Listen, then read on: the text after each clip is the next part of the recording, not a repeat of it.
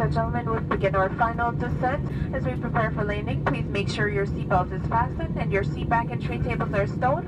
Also this time, please put away all carry-on items, including laptops and devices of similar size for landing.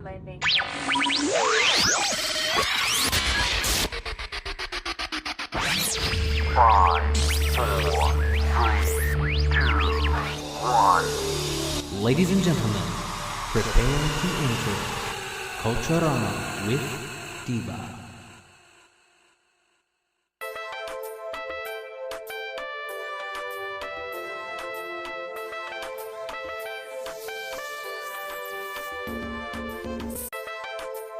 Hello, Kulcharama listeners, and welcome to this exciting episode of Kulcharama with Diva, where simplicity is the best thing.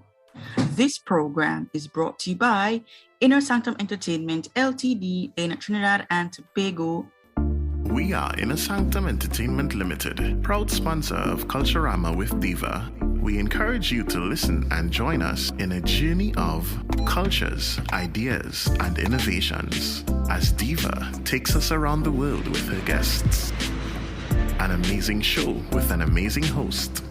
We thank you for accepting the challenge of opening your mind. We are Inner Sanctum Entertainment Limited, and we are a proud sponsor of Kulcharama with Diva. You're stuck on my mind. You've done it to me so effortlessly. This segment is called Musical/Entertainment Industry. In this segment, I interview party promoters, music producers, songwriters, composers, and so much more. And today, we are journeying to the Caribbean island of St. Lucia. I have the beautiful lady, Miss Nikki Edmonds, better known as Alley Cat, and her producer, Mr. Kevin Monrose. Welcome, lady and gentlemen. Thank you very much for having us. We're very excited to be here. Let me start with Mr. Kevin first. Yeah. Tell us, who are you, Kevin?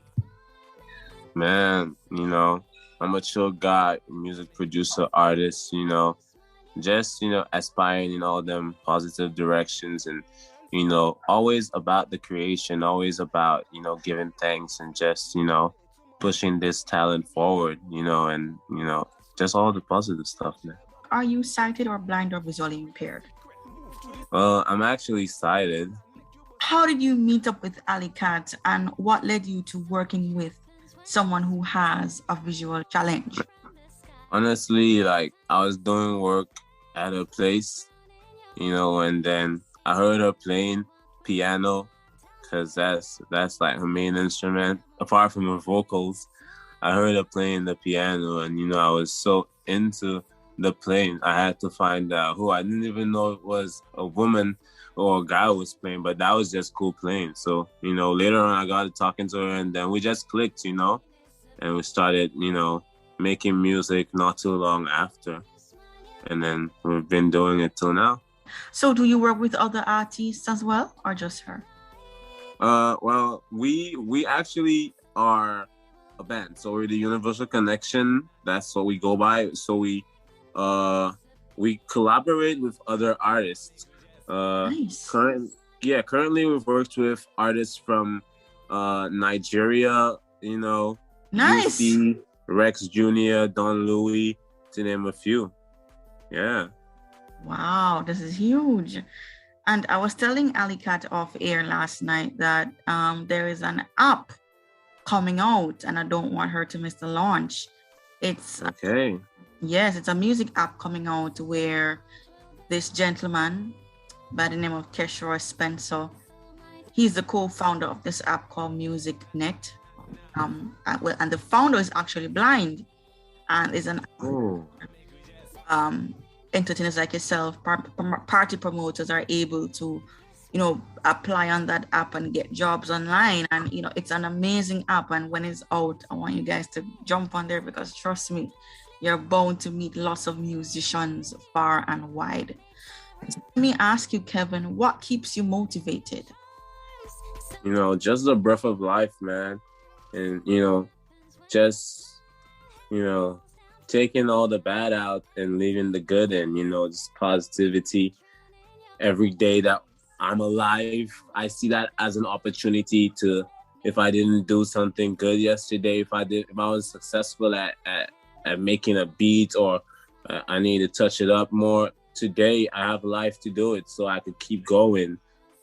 Just being alive is my main motivation, giving thanks to the creator for that. True. So as a businessman and music producer, has COVID affected your business, and what lesson has it taught you?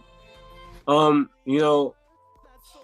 I look at it from that aspect of things, it really hasn't affected me. On the lines getting outside work, outside of my studio, yeah, because things are kind of tight here in St. Lucia as well as other places, but it hasn't really affected my business. And COVID-19 coming around has actually been an opportunity for a lot of self-exploration. So, it's not like I'd have like a whole 80 people come into the studio. I more do like transfers online with vocals and all that. And Nikki really frequents to the studio because she doesn't live too far, so it's good. But it hasn't really affected me, but it has taught me that you have to take these things serious. You got to take everything you do serious, because sometimes when these things come around, it's very difficult to really put work down. Tell me about the work in terms of, are these artists, do you feel like the music of today, the music of back then is not recognized today? Do you feel like these artists are not putting enough work? Do you feel like too much violence? Do you feel like these artists are getting too much ahead of themselves? Tell me, what say you in the entertainment industry? What's going on? We want to know. Well, the way I see it, things obviously are not the same way they were. And the funny part about it is that it can be, because you see, back then a lot of producers and artists would come into a studio or into a music place establishment and really go live, and record a lot of stuff. But you have a lot of stuff nowadays that's done synthetically, and instead of a live guitar or a live bass, you'd have a piano plugged in, and with all those voices sound like a trumpet or something. And so a lot of stuff is different from how it was. But then it's just don't get me wrong, man, either way, the artists and producers are still putting in work, but I find it's like a different vibe to how it was back then, because it was different. If I want to come write a song or build a rhythm, tell us how you do the process, how it works. Tell me through that. Yeah, man. Well, if you walked into the studio right now and you wanted to make something, it'll be one or two things. If you wanted to create something from scratch, play a C major, a G major, and an F major or something like that, and then play that on the piano or guitar or bass or whatever, and then build a rhythm on that. Or if you had material that was readily available, lyrics to a song, find the key that song was in, and just work towards that. But the process is usually just making a beats, creating it, putting down instruments, recording instruments, and it's not really a difficult process at all. It can be finding sounds. It can be a little difficult finding the right sounds for the right modes in the song, but it's okay. It's you got some drums there, you got whatever needs to be on the song, whatever fits the bill, then we just go for that. Do you find that your clients give you trouble? Take out this. I don't want this. I don't want that. Do this over. Every client has a mind of their own. All right. You'll find people recording something right now, and then they'll be like, oh, wait, no, that could be done better. But then a producer's job is always to, listen to what the client's got to say, but still put your 2 cents in, at least, to make them see how it can make sense, how it can work out, to give that helping hand. Because sometimes a client might not always know what's best, but they know what they want it to sound like, you know? So there's a lot of push and pull in studio work, you know?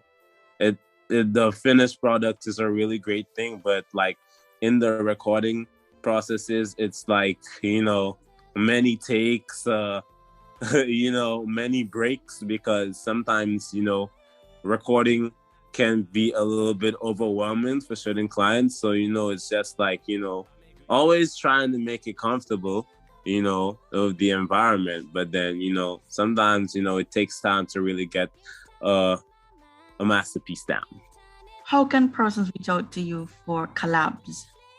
Man, they could hit me up on Instagram, you know. My handle is I am Kelly Indigo. I got Facebook, Kelly Indigo, the producer. There's the Universal Connection page on Facebook. There's also a Universal Connection YouTube channel. So basically, you know, yeah, WhatsApp, you know, 519-7783, you know, 1758-519-7783. Yeah. Say that number slowly again so that the listeners can catch it. All right, so you put a plus sign, and then 1758, that's the area code, 519-7783. So that's the studio WhatsApp. You can hit me up at that number. Your final piece of advice to those who are in, you know, those who are incoming artists, those who are in the business but giving up, those who want to be in the business, or those who struggling, those who spinning around like a gig, what do you want to say to them? Man, well, my advice to upcoming artists and producers is just keep pushing forward. If this is what you want to do, keep pushing forward.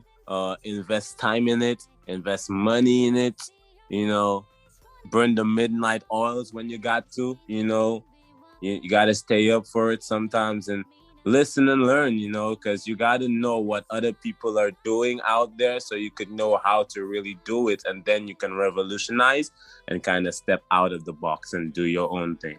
There you have it, folks. Mr. Kevin Monrose. This program is brought to you by Inner Sanctum Entertainment Ltd. in Trinidad and Tobago.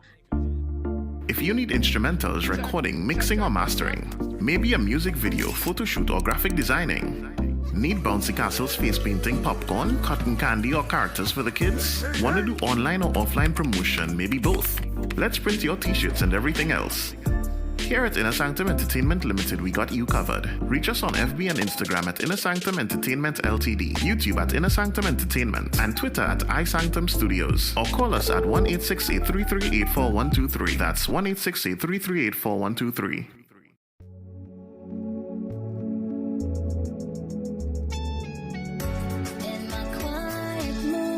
Let's get to the beautiful Ali Cat. Hi, Ali. Welcome to the program. Hi. Happy to be here. Where did the name Ali Cat came from as your stage name? Okay, well, my second name is actually Allison. Ali for short, and I love cats, so Ali Cat. How did you lose your vision? Were you born that way? And how did you cope with it? Well, I was actually born that way. The condition is nystagmus. That is where focusing is very, very low or none at all. I inherited this condition from my dad. Coping with this has not been the easiest, but I've learned to make do with the vision that I have. At the time, there wasn't a school for blind or visually impaired students in St. Lucia. Okay, well, when I was age 5, I went to the School for the Blind in Trinidad and Tobago, where I spent 3.5 years there. We would come home for summer break, Christmas break, Easter break, and what have you. That was very challenging for me because I was very close with my mom, especially. So, being torn away from my family to go to boarding school at such a tender age did not do me well. However, I understood the real reason as to why it had to happen. When I grew older, while at the school in Trinidad, I was part of the school choir. I really did learn to develop a love for piano, although I never played then. My piano tutor, Mr. Morris Connor, God rest his soul, he was nothing short of a genius with the instrument, and he was totally blind. But he did not let that stop him from, mastering the piano and playing with ease and exceptional skill. He was a great motivation.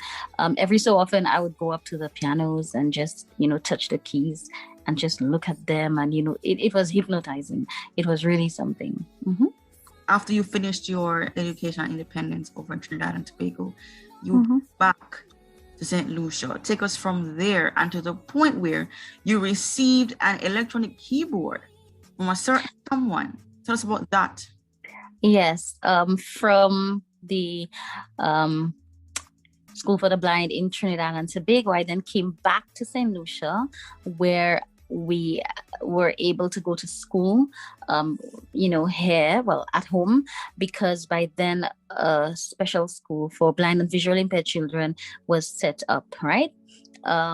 Thereafter, the education system took a different turn, a new era emerged where we, meaning blind and visually impaired children, were actually sent out into the sighted schools so that we could receive an opportunity for education like any other child.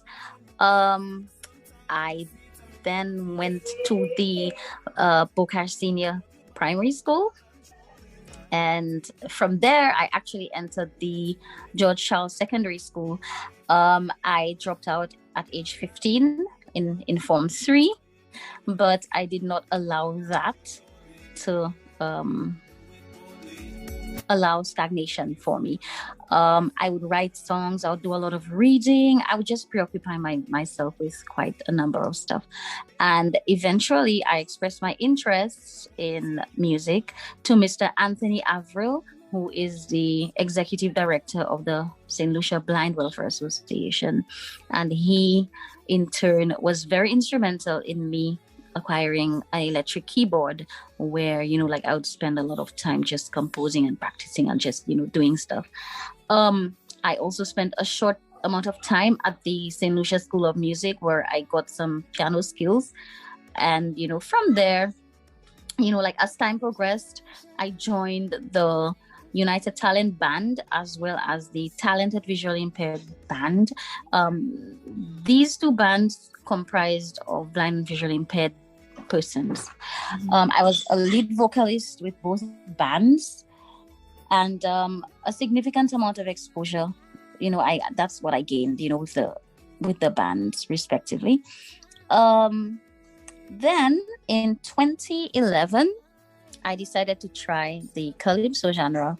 So I actually joined a calypso tent named the So Calypso Review Tent. And that was a very, very, very, this experience was huge. I actually did 2 songs. I didn't make it through to the finals that year, but I was just testing the waters. And for me, that was good enough. I can tell you that I really did thrill the St. Lucian audience and, out of St. Lucia, I can guarantee. But in the year 2012, I actually made it all the way to the finals of the National Calypso competition. Right? Yes, thank you. And that was phenomenal. That was just, it was really something. And, I competed for 6 more years, basically. Well, 2011, 2012, 2013, 2014, 2017, and 2018. So that was 6 years. And the last year that I competed in was 2018, and I made it through to the semi-finals of the competition. And that was a year that I will never forget because I really did break outside the box, and it was just fantastic. The experience was indeed fantastic, I have to say. Before we get to the experience of the competitions, let's jump back a bit. You dropped out of school in 2015. Do you mind telling us why? No, well, actually, I dropped out at age 15, right? That was yes, dropped no at age problem. 15. You mind telling us why you dropped out? Honestly, I could safely say, like, there was like peer pressure, basically, kids not understanding, like me as a person. And I mean, I'm not ashamed to say that I allowed that as well as other things to get to my head. And for that, I just decided, well, I didn't care to take on that. But then my advice to people is never allow people to push you in that direction. Leave if you want to leave. Make a conscious decision to leave, but don't do it because people actually force you into doing it, because then you give them you relinquish your power and give it to them. And these are just experiences that we learn, from. Yes. True. Tell us about family in terms of support system, good vibes, and your father, whom you said that has a visual challenge. Tell us about that. Okay, well, I come from a very large family. My mom and dad have 11 kids, 11 children. I'm the third out of the 11. There were challenges along the way, like coming from such a large family. We tried to support each other as best as we could. My brothers, I have 5 brothers, all of whom are visually impaired. So I could safely say I was closer with my brothers than my sisters, because they happen to understand me a lot more than my sisters. But like in any family situation, I mean, you have your feuds and you have like, squabbles and whatever. But my dad was very instrumental in, like bringing about a revolution, when it came to children attending normal school, So he really, he pushed for that to happen, and it became a reality. He too attended the school for the blind in Trinidad and Tobago, so I guess I followed in his footsteps. He was actually very instrumental in a lot of different programs being formed, here in St. Lucia for children with disabilities and that kind of stuff. He was once the president of the National Council of and for Persons with Disabilities. So he played a monumental role in absolutely brilliant. Yes, really interesting. The one thing that struck me a while ago, Nikki, is that you said that your brothers, 5 of them are visually challenged as well? Yes. Jeez. Yeah, and I have one sister with the visual impairment. So out of the 11, 7 of us have that impairment. Wow. Yep. So what are they doing today? As in, are they working, career professionals? Tell us about them. And, what's the bonding like now, especially during this global pandemic? Well, pretty much my brother, I have a brother in America. He actually does keyboards, rhythm guitar, a bit of bass. Musicians again. Yes, I have a brother who does bass professionally. Well, he's multi-talented. I mean, he sings, he plays, he writes, That's my eldest brother. He's been on a ship for like eons, That's what he really does. My sisters, I have like, let's see, 3 sisters over in Canada. And my sisters are less musically inclined. I think I'm the girl with the most musical talent, if I should know my trumpet. Do you feel like you would migrate? Honestly, if I had to, I would. But then ideally speaking, I'd want to remain home and just travel and go back home, not to, actually migrate. Although I'm aware of the fact that the opportunities, especially musically speaking, are a lot greater, over in these places than here. But it can be very challenging, especially being unemployed. So we're going to jump now to the competitions, especially in 2010. Am I right? 2012. 2012, I beg your pardon. Yes. My dates here. So tell us about the experience. The good, the bad, the bad, the stereotypes. Tell us about. Like I said, it was a phenomenal experience. I have to say that I have to do a lot of self-talk because the mind tends to play tricks on you. I mean, I was among a lot of quote-unquote veteran calypsonians, so these people had way more experience than I did in the arena. But I came to the conclusion, which helped me a lot, that I have what I have, they have what they have, so I'm going to work with what I have. I think a lot of them were very accepting of me, and I'm very grateful and thankful to God for that. They tried to help in whatever way they possibly could. Some people, not very many, made negative comments.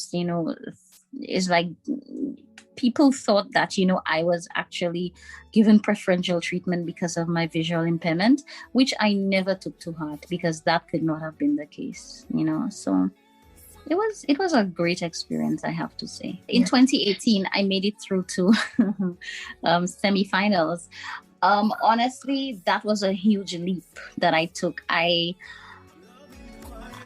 mean, it was just really, really something. I sang about, like side chick, right? Being a side chick, if you know what I mean. And so I actually, yes, I actually accentuated, on the theme by just, going on stage in a bathing suit and fishnet stockings and that kind of. Yes, but I mean, it was something else. I mean, the crowd was just wild, and I had to try to contain myself and say, Nikki, breathe, just do what you have to do. Don't pay attention to them. Go up there and sing and perform like you should, and just walk off the stage. But it was fantastic. But I didn't make it through to the final stage, because I think I went down a notch instead of up where dressing was concerned. You see, when you start, when you actually give people a taste like that, you have to continue it. You just have to. Either you become bolder or wilder, which I did not do. However, I would have it no other way. And there was a very legit reason why I could not have dressed how I wanted to. Then, when I think back, I'm saying, you know what? I could have worked around it, but I guess it wasn't meant to be. Would you mind singing one of your songs that you did in the competition? I will do the one of those that I made it through to the finals with, and the name of it was "Who Going to Save She." It's about this young girl who fell into, the rigorous, motions of life. Right. So it goes like, she always alone, no parents at home. Naturally, Maria started to roam. They have no money, she always hungry. She become a woman prematurely. That kind of thing. That's like basically, just a little taste. Nice. So we're jumping now to the band. Yes. Where you had your experiences in. You left those two bands, right? Yes, I did. Moved on to other things. Yes, the United Talent Band. I started off like when I was, say, 21 thereabouts, staying with the band, and it's like there were intermittent breaks. Sometimes we would be more vibrant than other times, but then I stayed years with them, like maybe 3-4 years. And then after I moved on to the Talented Visually Impaired Band, where basically the same thing applied, intermittent breaks for me, because then I would get work, and then, like I would work with the band in between and that kind of thing. And, for the record, I worked with 2 hotels. These were very, very, very huge experiences for me. It opened my eyes a lot, and it made me realize that visual impairment cannot slow you down. I was like telephone operators for both establishments, respectfully. But the band, the last one that I was with, was the Talented Visually Impaired Band, and I guess I can safely say that the time came for me to just leave. We had our ups and downs like so many bands have. Yes. But honestly, I think the time came for me to have left. And that's what it is, because I look at leaving as something inevitable, because I'm with, we have formed a band, like Mr. Kevin Monrose and myself. And so had I been with, the other band or bands, I may not have been able to have the time to actually put into our production, what we have put in. So Push out everything works yourself out for what good. you have to do. Yes. Yes, everything works out for good when you really pay attention For a to that. reason. Yes. Mhm. So take us now where you are today now. Alison, Ali, Kat, tell us about what's going on, the good, the bad, the advice. Tell us about that. As Mr. Kevin Monrose mentioned earlier, we have collaborated, right? And we go by the Universal Connection. That is the name of our band, okay? It's a duo.